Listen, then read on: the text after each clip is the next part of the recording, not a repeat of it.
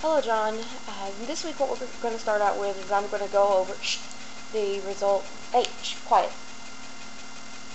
Sorry. Go over the results of the test that I had you take last week. The depression, hopelessness, and anxiety inventory. I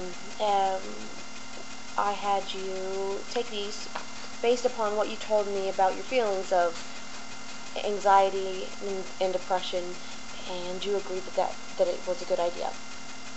Now, we went over how these tests were made last week, but I wanted to tell you again that these tests are developed, and then the people who make them give them to people who are not experiencing the symptoms that you are experiencing. So they don't feel depressed, they don't feel anxious or hopeless or anything else like that, in order to get a baseline reading of what somebody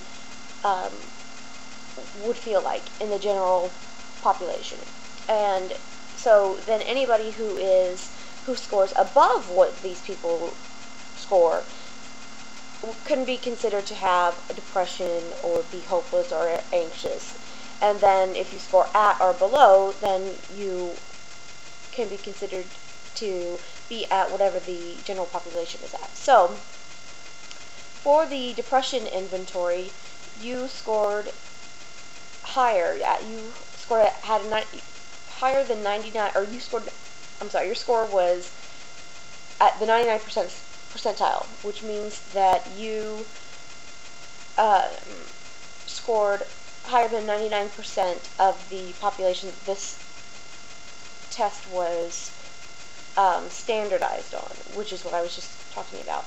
And that's pretty severe. That means that you are definitely experiencing a lot of depression, which you had mentioned to me, and so that definitely does not come as any surprise to you.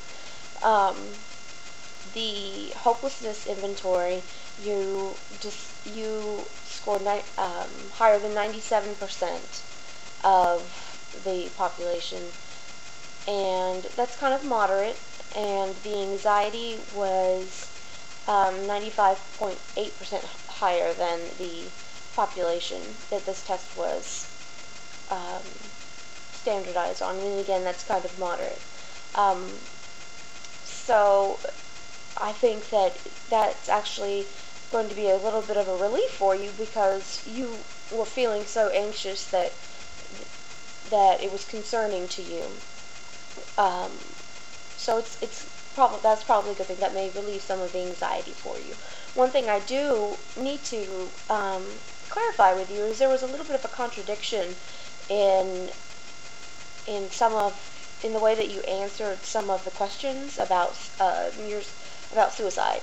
On one of the inventories, you answered that you if you had the chance, you would take your life. And then on some of the other questions, you answered the opposite, that you would save your life or you would not take your life. And this happens sometimes because of the way the questions are worded, or people don't understand. So I wanted to spend the rest of today talking about that, and also I want to go ahead and just sign a contract with you that states that you will not take your life. It's just like a suicide contract, and go ahead and sign that and go through it and say that if you are feeling suicidal, you will either call a suicide hotline or give me a call, just to be sure that you're safe, and that you know that you have resources at your disposal if you are feeling really hopeless or depressed. So, how does that sound for the rest of today, to just talk about this issue at hand? Well, that sounds great. Okay. That's it.